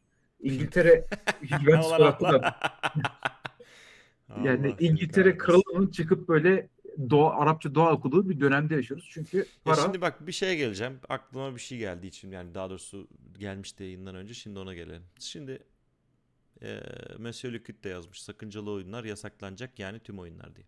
Şimdi sakıncalı oyun neye göre belirlenecek? Yani gerçekten yaş aralığı PEGI ve EACB gibi yapılacaksa tamam eyvallah. Bu sisteme okey. Türkiye'de kendi sistemini yapsın. Bunda bir sakınca yok. Ama böyle olmayacağını hepimiz çok iyi biliyoruz. Çünkü böyle olmadı hiçbir zaman. Tamam mı? Hiç yapmadılar böyle bir şey. Ya dizilerde, filmlerde vesairede, kitaplarda biz biliyoruz neyi nasıl yaptıklarını. Yani hiç masal anlatmasınlar. Şimdi böyle bir durumda atıyorum dediler ki Türkiye tamam Kingdom Come Deliverance 2'yi de şey dedik artı 18 falan tamam güzel. Sakınca dedik yasakladık. Niye? Türkiye'de yasak kardeşim. Neden? Çünkü Türkler orada Bohemyalıları, Avrupalıları öldürdüğü için kötü anlatılmış. Hadi bakalım. Hadi bakalım. heh, Ne diyeceksin? O oyunda Nibolu ve şey savaşında Bayezid'in yaptığı savaşlarda ölenlerin Türklerin nasıl öldürdüğüne dair küçük küçük anekdotlar var, kodeksler var, diyaloglar var. Tarihi gerçekler üstelik. Ki o adamlar tabii ki biz öldürüldük diye bakıyorlar. Biz de aa nasıl koyduk diye bakıyoruz. Çünkü sıçtık ağzlarına gerizekalı bok gibi geldi ordularıyla tokatladık yolladık herifleri. Ama onlar öyle bakmıyor. Ne yapacaksın şimdi burada? Bu oyun sakıncalı deyip yasaklayacak mısın? heh. Tarihin en iyi RPG oyunlarından bir tanesini mesela. Ya işte olaylara farklı türlü de bakabilirsin. Tamam mı? Yani Hani koya koya ilerlemişiz diye anlatıyor işte kardeşim herkesin içinden geçmişiz o tarihte de diye anlattırtabilirsin tamam mı? Yani bizi kötü gösteriyor çünkü işlerine gelmiyor. Yani bu işler hep böyledir zaten abi çift taraflıdır yani. Bu bakış açısını hiç kimseyi zorlayamazsın normalde. Zorlamaya kalkarsan ne tarafa doğru döndürmeye çalışırsan insanlar öbür tarafa doğru gidiyor. Yani çok basit bir şey var. Bu ülkede niye ateizm artıyor? Artmıyor diyebilir misiniz? Yani bunu Cübbeli Ahmet'in bile şikayet ettiği bir gerçek bu. İnsanlar camilere gelmiyor diyor. Neden? Neden? Yani o çünkü bu arada dünya genelinde var. Hollanda'da hatta bazı kiliseler spor salonu eşyaları almaya başlamışlar kilisenin içine. Koşu oha. bandı bilmem ne falan gençler gelsin diye. Abi çok işte tam yani çok mantıksız yani. Abi işte tamam mı bak bu morukların gençliğe ulaşma şeyi abi bak bunu Behçet Abi Özkara profesör hocamız da geçen de açıklamış akademik link kanalında biliyorsunuz. Ne demişti? Hatay'da şey var diyor işte din adamları tamam mı? Gençlerle iletişime geçemiyoruz. O yüzden işte hani hiçbiri ne camiye geliyor ne kiliseye geliyor oradaki şeyler için. Ne yaptınız bir etkinlik bir şey evet hamburger yedik beraber demiş gençlerle adam. ne işte.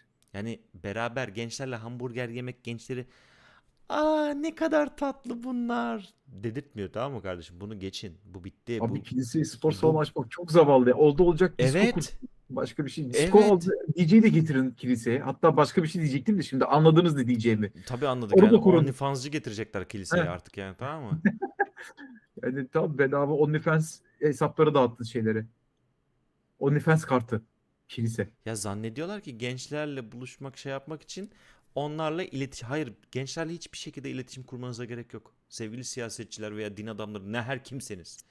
Gençlerle iletişim kurmanıza gerçekten gerek yok. Onların yolunu açık bırakın yeter. Gençler yolumu kim açtı ve yolumu kim engellemiyorsa zaten onun yanında yürür. Bu kadar basit. Bizim Ya için de bu abi kadar basitti. Yeni nesil için de bu kadar basit olacak. Ondan sonraki yüzlerce nesil için de aynı şey geçerli olacak. Tamam mı? Gençlerin yolunu kapatmadığınız süre. dedim ya, liyakatsizlikle ilgili bir problemimiz var bizim. Başka bir şey değil.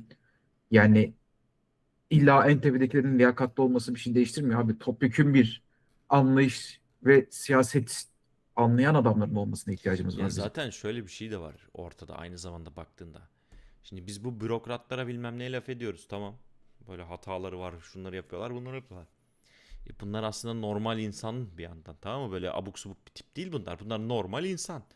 E, işte yayının başlarında bahsettiğim gibi yani çocuğum çok oyun oynuyor, ben bunu nasıl yasaklatırım devletime diyen kişinin de bürokrat olma olasılığı çok yüksek bu ülkede. Ve bunun, ya bir dakika, böyle düşündüyse tamam mı? Buna söz de geçiremiyorum. Ben vasıfsız ve beceriksiz bir ebeveynim. O zaman devlet yasaklasın kardeşim diye düşünüyor insanlar, tamam mı? Çünkü İşte onu çocuklar. diyorum sana. Hep bir üste devretme vardır bizde. Yani bu kültürel bir şey benim gözümde. Hep bir üste devretme. Üstteki atanın lafına çok dikkate alma. Atamdır, dedemdir. Bir büyüğümüze soralım. Tamam mı? Yani o büyük de bir büyüğüne soruyor. En sonunda işte devlet nerede? Devlet ona bir şey yapsın. Abi işte bunun temel sebeplerini tabii ki biliyoruz ve burada derin derin tartışmayacağım ama bunun temel sebepleri E-Devlet'te aile soyunuzun çoğunun da var abi. Aynı köyden çıkmayan, yandaki köyü merak etmeyen akrabalarınız bunun sebebi arkadaşlar. Hiç kimse kusura bakmasın. Toleranssızlığın eksikliği mi? Evet. Tolerans olmuyor yani dolayısıyla. Yok. Merak yok. Bilgi yok. Ekstra yeni bilgi yok. Yani yandaki köye bile gitmemiş, tamam mı yani? Bir merak edip de ulan burada ne oluyor ne bitiyor bir dönüp bakmamış. Ticaret için bile gitmemiş yani. Böyle bir topluluk Abi dünyada. o şeydir ya, genellikle zaten biliyorsun yani işte hani tarla bölünmesin. Yani ta aileye kadar gidiyor abi. Ya bilgi Türkiye'nin eksikliği. Mevzu bilgi eksikliği, tamam mı? abi Temelindeki Türkiye mevzu bilgi eksikliği. Türkiye'nin Bunu akraba karnesi çok kötüydü abi 1950'lerde. bunun kırılmaya başladığı dönemlere baktığın zaman Cumhuriyet döneminde kitap okuma ve okuryazarlığın arttığı noktada bunlar kırılmaya başlıyor. Niye? Kitap okuyanlar bunu kırıyor, kitap okuyan nesil. Değil mi? Kimimiz için büyük annesi, büyük babası, kimimiz için annesi, babası. Yani kimimiz ikinci, kimimiz üçüncü nesilden artık bu gelişmişlik seviyesinin içinde. Dördüncü, beşinci nesile daha yeni geliyoruz arkadaşlar. Evet. Yapmayın yani, Türkiye bu kadar yeni bu noktada bilgisel anlamda gelişmekte. O yüzden bu sancıları yaşıyoruz. Tamam mı? Yani şimdi buradaki bürokrata bakıyorsun, annesi babası okumamış. Daha dur diyorsun. Yani aranızda annesi babasının üstüne çıkmış bir sürü insan var, kendini geliştirmiş. Yani çok daha yeniyiz. Ya bak işte ya. Entelektüelite dediğiniz şey 3 nesildir. Tamam mı? 3 nesildir entelektüelite. Yani senin deden üniversite bitirecek, bir sürü kitap okuyacak, bir şeyler yapacak. Baban okuyacak, yapacak, bir şeyler yapacak, bir yazılar yazacak, anlatacak, edecek. Sen yapacaksın, sen entelektüelsin. O ikisi değil. O ikisi yeni öğreniyor. Ya abi genel olarak ben sana şöyle bir şey söyleyeyim, yani düşünüyorum da gerçekten 80'lerdeki ya birden çok sermayedar oldu Türkiye ya. Çok hızlı açıldık abi. Çok Abi, liberalizm, kapitalizm derken çok gitti. Yani devlet bu ya sefer ortada kaldı. abi bu iş şu Çok an, vahşili yapılmış şu ya. iş bu arada bu iş koptu gitti arkadaş. Yani şu an dünya sistem değişikliğinin içerisindeyken bu mevzular koptu gitti. Yani bu başka bir şeye dönüştü artık. Dünya sistem değiştiriyor. O Doğru. yüzden bunu konuşmaya gerek yok bu noktada da. Ee, Konuşulacak tek şey kardeşim, bana dokunmadan ne yapıyorsan yap. Artık buna geldik.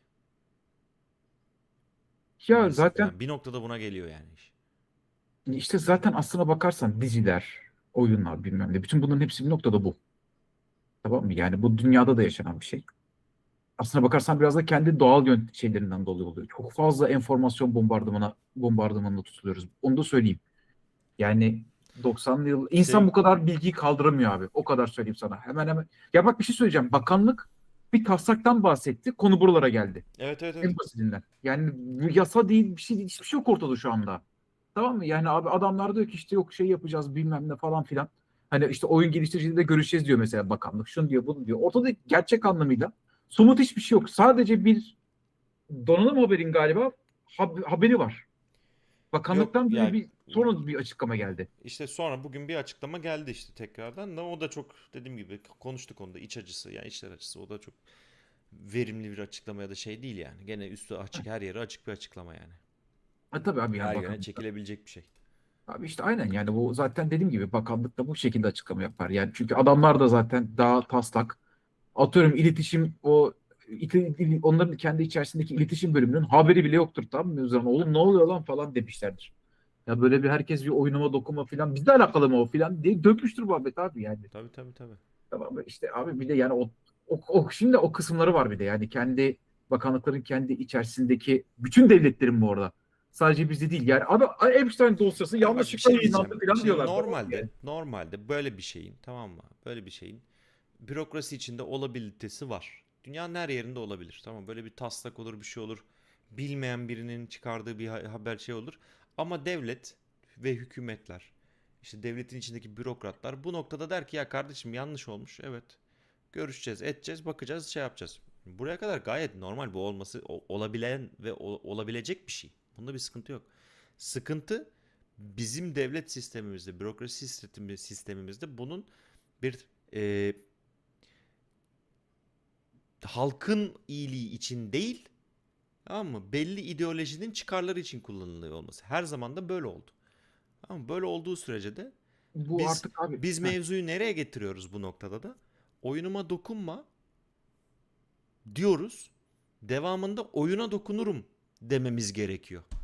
Bunu dediğimiz zaman siyaset korkmaya başlıyor. Ha, bir dakika, oyuma dokunuyor diyor, tamam mı? Heh. Hani o oy olarak görüyor seni. Abi öyle. Bak bu bir şey söyleyeceğim. Burada şöyle bir şey söyleyeceğim. Enteresan bir şey var. Dediğim gibi yani son 2-3 ayda ne dedim size? Çok güzel kaçıyordum Türkiye gündeminden. Ağırlıklı, inanılmaz ağırlıklı derecede Amerikan gündemini takip ediyorum. Abi Dış yani neden politika bakıyordum. şikayet ediyorsan Amerika'da aynısı var. Var var, aynısı var. Aynısı var. Yani hani o kadar liyakatli değil mi? Yani koskoca Department of Justice yani işte Adalet Bakanlığı Epstein dosyalarını yayınladık, yanlışlık oldu, tamam mı?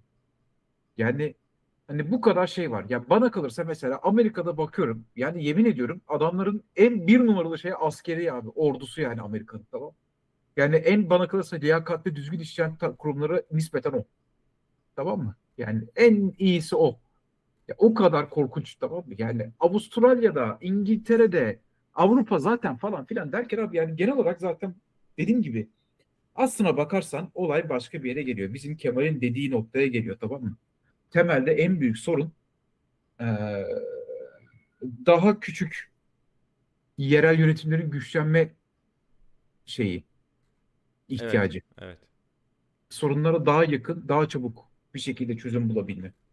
Yani zaten oraya doğru gidiyoruz işte. Yani hemen hemen bütün dünyanın her yerindeki merkezi devletler sıkıntı yaşıyor. Amerika'sından Ama Almanya'sına kadar. merkezileşme ve güçlenme çabasında, çünkü bu globalleşmenin sorunları Evet işte vesaire yani bu vesaire evet bu çakışmayı yaşıyoruz şu zaten. an. Ya o bir işte aslına bakarsan bir struggle işte. Yani o bir kendi içerisinde bir çatışma şu an.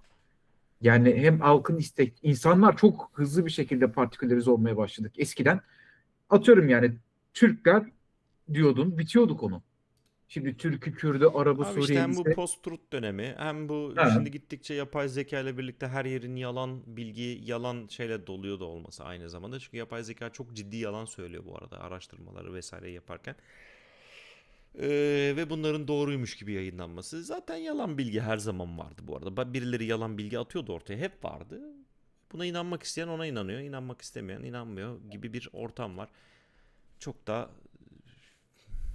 ne diyeyim bilmiyorum. ya Gerçekten genel olarak sinir boktan bozucu. zamanlardayız ya. Onu söyleyeyim abi sana Evet yani. evet evet. Boktan zamanlardayız. Ve bu gibi dönemlerde de işte devletlerin, hükümetlerin kafası karışacak bayağı ya. Sadece Türkiye'de görmeyeceğiz bunu. Her yerde göreceğiz bu tarz şeyleri. Yani en basitinden Barack Obama hükümetinin yapmış olduğu o dönemlerdeki abi uyuşturucu açılımı inanılmaz komikti ya. Yani herifler şunu anlamadılar o zaman. Ben şaşkınlıkla izliyordum. İşte böyle o Barack Obama zamanında oldu. İşte böyle Essar bilmem ne falan filan kullanımı. Konseri geliyor dediler. Reçeteyle herkese vermeye kalktılar falan filan. Yani adamlar dedi ki ne olacak abi Essar yani hani hiçbir şey yok filan diyorlardı inanılmaz bir şekilde. Ha, şunu anlamadılar abi bak bu o değil. Bu öyle bir şey değil. Evet kendi çapında öyle çok müthiş zararlarını görmüyor olabilirsiniz ama bu bir başlangıç yani. İnsanlar bunda başlayıp genellikle durmuyorlar bunda. daha ağır şeylere geçiyorlar, tamam mı? Yani işte dediğim gibi post-truth çağının hükümetin, yani o zamanlardaki Barack Obama hükümetinin kafasının uçukluğu yani. Al şimdi Amerika metamfetamin manyaklarından geçilmiyor. Sokaklarda insanlar zombi gibi geziyor. Gidip baksınlar 2005'te, 2006'da, 2008'de var mıydı böyle bir sokaklarda bu kadar insan? Yoktu. Ama şimdi var. Her şey birbirini tetikliyor. Asla 15-20 senesini sonrasını öngörerek hareket edemiyor hükümetler. Çünkü zaten teknoloji de çok hızlı gelişiyor. Toplumsal hareketler de çok hızlı gelişiyor. Dediğim gibi boktan bir zamana denk geldik. En sonunda yani bir 15-20 yıl sonra hepimiz tahminen kendimizi sanal dünyaya kapatacağız. Kendi sanal dünyalarımıza Tabii kapatacağız tabii ama tabii o, tabii. Tabii. o başka bir Oğlum şu an herhalde bilim kapatmışız kurgu. zaten ya. Ben çok ilginç şeyler Heh, duyuyorum. Bilmiyorum gençlerin arasında yani bu yapay zeka kullanımında. Millet artık ilişkilerinde flörtleşirken falan karşıya ne yazacağını tamamen ChatGPT'ye, Gemini'ye evet, falan evet, sorarak ChatGPT yazıyor. soruyor. Kendi yazmıyor, ChatGPT kendi soruyor. düşünmüyor, kendi hissettiğini paylaşmıyor. Çok korkunç bir yere geldik ya. Ya ben çok Ama gördüm abi, işte o yapay bambaşka bir zeka bunu konuya dedi, girdik kıza de. ne diyeyim. Evet evet. Spor salonunda gördüm, çocuk işte yapay zekayı sorarak konuşuyor birbirlerine. Kız da ona göre onu yapıyor. Bir direkt kopya istiyorlar, ha, çok belli yani. Size şöyle bir şey söyleyeyim. Bir yazının yapay zeka olup olmadığını en rahat Türkçe'de şeyde anlarsınız. Yani bir lafı çok kullanılıyorsa, bir lafı, bir direkt bir, bu Hı. yapay zekadır abi. Ya atıyorum yani, Google arama sitesidir diyense adam, o yapay zeka değil. Google bir arama sitesidir. Bu mesela çok bariz. İngilizceden Google, şey çeviriyor çünkü A. evet, Google is a diyor ya mesela, Evet. Google is a web search algorithm falan diyor ya Aynen mesela, öyle. işte oradaki E'yi bir diye çeviriyor abi yapay zeka ısrarla. Ondan sonra bu ve bir, bu ikisi çok kullanılıyor. Ama dediğim gibi abi yani, işte bak, bu dedik ya sanal dünyayı hapsetme. Onun bir şu an mini versiyonu Steam işte. Yani Steam dediğin, oğlum sen milletin böyle Steam adreslerine bakıyor musun hiç? Hmm. Gruplarda falan filan. Yo bakmıyorum. Ben profil geziyorum oğlum. İnanılmaz profiller var yani. Ne gibi? Ya adam, ya işte Reddit'teki gençlerin falan filan, inanın yani, süslemiş püslemiş, işte Ha level'ını evet. 100, Evet evet. 200, 500 yapmış. Bir sürü oyun achievement'ını dizmiş oraya. Bir sürü böyle altına fotoğraflar, şunlar bunlar. Bu arada Bizimki benimki de çok sayıda gayet öyle kalıyor. ha. Benimki de gayet süslü püslü. Bence. Bizimkinin alakası yok oğlum, Ha yani ben anladım. onu sana söyleyeyim. Evet, bizimki de süslü püslü ama yani öyle şeyler gördüm ki. Yani zaten işte profilimi yapın falan filan, oylayın falan filan demiş. Fotoğrafları var, şey var. Adam Steam'de yaşıyor ya, çocuk. 17 yaşında bir çocuk, tamam mı? Yani Steam'de yaşıyor herif yani. Binlerce saat gömmüş. Gittim baktım. Ondan sonra binlerce achievement'ı var. Yani Steam, ki herifin kendini bir ifade biçimi haline gelmiş ki biz şu an lisede olsa Utku, bizim de öyle olacaktı, emin ol. Muhtemelen Steam. Oğlum ben şuna rağmen benim Steam seviyem level 43 olmuş ya. Profil Benimki de seviyesi. 44 mi, öyle bir 42 mi, öyle bir şey. Benimki de 40'lara gelmiş. Ne ara geldi, nasıl geldi Ben bilmiyorum. de bilmiyorum ha. Bilmiyorum. Ama 22,5 yıllık hesabım yani, tahminen Steam Evet geldiği anda seninki de bende de 40'mış. 40 mıymış? Evet evet. Sen arka Ya planı değişmişsin ya. Star Wars vallahi şeyleri değişmişim. yapmışsın. Ha, Star Wars oynadığım dönemde Star Wars yapmış. Hmm, Bak, o zaman değiştirdim işte. Milletin Steam hesabını gördüm, gaza geldim bir. anladım. Lan bizimki de böyle cami dedim. Helal kenarı gibi olmuş falan filan diye. Hiçbir şey yok, böyle dümdüz ilk geldiği halindeki gibi.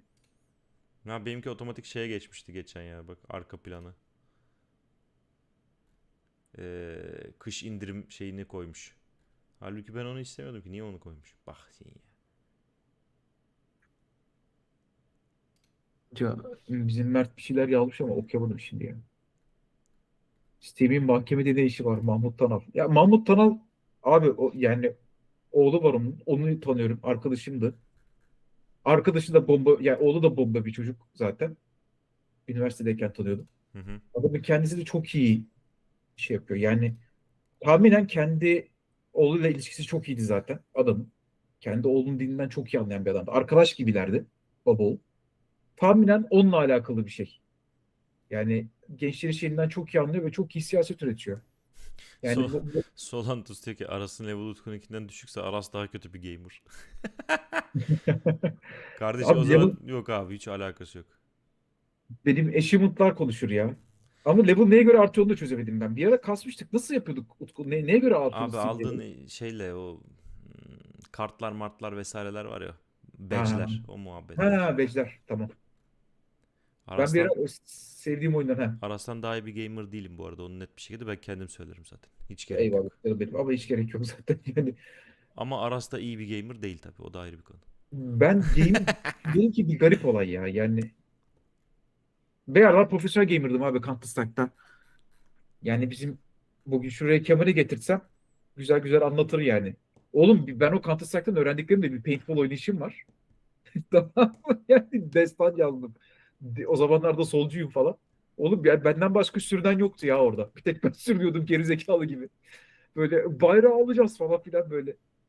Arkadaşlar gidin oyun oynayın, gidin kitap okuyun, gidin dizi izleyin, gidin film izleyin ya. Allah aşkına boş verin ya. Vallahi.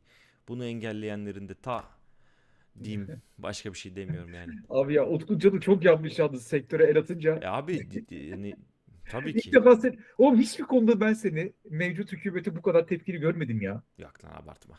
Eski Valla yayınlarımız kaç tane var? abi Kaç eskileri tane? sildik değil mi biz bu arada bir şey Yok lan diyeceğim. kaç tane silvirlik yayınımız vardı. Heh, yani bir süreden sonra bunu da silmek zorunda kalmayalım oğlum coşma. Ne olacak bu Beşiktaş'ın hali? Abi Beşiktaş'ın hali ya oğlum o bizim gelen neydi Aslan ya? Aslanlar Bu gibi arada bir şey girdi asistini söyleyeceğim. Ne yaptı. olacak bu Beşiktaş'ın Aslanlar hali gibi. deyip Beşiktaş'a laf eden arkadaşlar bir sürü var. Ya 9 maçtır 10 maçtır yenilmiyor bu takım. Bak iyi oynamıyor. Çünkü kadro yok. Ama Abi bu takım yenilmiyor kaç maçtır. Salih Uçan giriyor oğlum. Bak Sergen'e laf atıyorlar. İnanılmaz kızıyorum. Bana kalırsa Sergen'e laf atanların hepsi Galatasaray trolü falan. Ya da şey Yücel trolü. Var abi Abi, Hüseyin Yücel ve Emre Kocadağ'ın trolleri çok yoğun çalışıyor. heh, Özellikle Emre Kocadağ'ın trolleri. Emre Kocadağ şeyin sahibiydi değil mi? bilmiyorum ki. Espresso Lab'ın değil miydi? Olabilir. Ha, evet evet. Doğru doğru. Evet evet Espresso Lab'ın sahibi. Yani şöyle söyleyeyim. ACM takip edin. ACM ne? Bakayım neymiş o? ACM mi takip edeceğiz? Neymiş ki? Beşiktaşlı mı? Bilmem.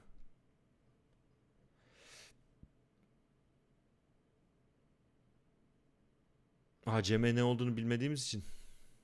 He. Ya Red. ACM şimdi ben Dark Souls'ları boşuna mı platin kupaladım? Ya Hayır. Abi oha hemen Dark cep telefonunda Souls'ları platin mi? Helal lan sana. Bu çocuk bizden daha iyi gamermiş. Falan. abi bir kere daha sabırlı. Altay Cem Abi ne ben iş? bak şimdi bu arada şöyle bir şey var. Herkesin yoğurt yiyişi farklıdır ya. Aslında temelinde mevzu bu ya. Ben oyunlardan stres, kavga, dövüş seven adam değilim tamam mı? Yani oyunda ben kafamı dinleyeceğim, sakinleşeceğim ve beni başka bir dünyaya alsın götürsüncüyüm. Ha Ahmet Altay Cem Altı Meriç tanıyorum tamam. kimmiş o ya? Ben tanımıyorum. Abi bu şey daha çok böyle şeyle filan atışmasıyla Diamond Teba'yla atışıyordu. Abi peygamberliğin ispatı falan demiş Allah aşkına ya. Ya yok ya ben bir şeyler öğrenmiştim bu adamdan ya Ya şey öğrenirsin açısından. tabii ki canım her şeyden bir şey öğrenirsin. Yani işte hadislerdir şeydir İslam şeyleri üzerine vardı bir aralar bayağı biliyorsun. Yani evrim mi değil mi? Ya, genellikle ben çeşitli bakış açılarını takip ediyorum abi. Ben de etmeye çalışıyorum da Bu da iyiydi. Diamond Tema ile olan diyaloglarına katılacağım bak. anlamına gelmez tabii ki. Ya katılıp katılmamak değil. Abi ben artık hiçbir şeyi katılıp katılmama gibi bir şey. Ben taraf tutamamaya başladım abi. Her şeyden şüphe duyuyorum ya. Yaşın getirdiği bir şey midir nedir ama ondan sonra yani mümkün mertebe bilgi edinmeye bakıyorum artık her konuda. Bir sürü konuda bir sürü Abi valla enteresan şu bilgi an edinebileceğim bir önüme nokta. Twitter'a girdiğim anda önüme Epstein'le ilgili bir sürü şey geliyor. Korkunç gerçekten içim bir kötü oldu ya. Vallahi korkunç şeyler var ya. Epstein mi? Hmm. Abi evet. Neyse bu konuyu bırakalım. Ya abi bu konuyu tartışmak da konuşmak da bu olaya hizmet ediyor ya bir noktada. Evet Yani evet. Bu arada katılıyorum buna. Yani bunu dile getirmek de buna hizmet ediyor. Aa böyle bir şey varmış deyip eşeğin aklına karpuz kabuğu düşürüldüğü bir durum var. ya şey vardı ya neydi adamın adı ya? Ünlü bir tane müzisyen çocuk vardı ya öldü. Ee, çektiği klip vardı hani. Hatırlıyor musun? Yok. Ya Çıkaramadım. ünlü bir DJ'di çocuk ya. DJ gibi e, elektronik müzik yapıyordu. Klip çekmişti. Klibin sonunda böyle adam böyle işte şey bir tane kamyon var başında böyle çeşit çeşit tip toplanmış. Sonra klip boyunca o kamyonun başına toplanan tiplerin hepsi çeşitli sebeplerden dolayı öldürülüyor falan. En sonunda o kamyonun içinden bir sürü çocuk çıkıyor falan. Hatırlamıyor musun o klibi? Ya ulan Yok ya bulmam vallahi lazım. hatırlayamadım ya. Düşünüyorum yok hatırlayamadım. Abi yazsanıza chat ya. Chat biliyordur belki. Avicii'nin ya galiba. Dur. Avicii'nin dur bakayım. Ya bayağıdır klip de Tabii görmedim. tabii Avicii for a Better Day. Bak He okey. Avicii. Şeyin Tam nasıl okudu hiç bilmiyorum. Avicii diyordum ben hep ona. O çocuğun öyle bir klibi vardı abi yani. For a Better Day diye bir şarkısının klibi vardı. Hmm. Daha sonra ya zaten child trafficking diye bir olay biliniyor, var zaten bu uzun Tabii tabii. zamandan Tabii beri. tabii. Yani Hatta özellikle bizim 6 Şubat depreminden sonra kaybolan çocuklar nerede? Kimse cevap abi vermedi. tabii. Ya bir de şöyle bir şey var abi, ben Balkan göçmeniyim. Balkanlar bu işin menbaıydı ya. Korkunç şeyler Oo. oldu Balkanlarda. Kosova'da Duydum. yaşananlar. Tabii tabii. Yani ben duyuyordum bunları bayağı. Bizim işte World of Warcraft yılında da çocuklar vardı Sırp. Onlar da söylüyordu. Onların başına da geliyor yani.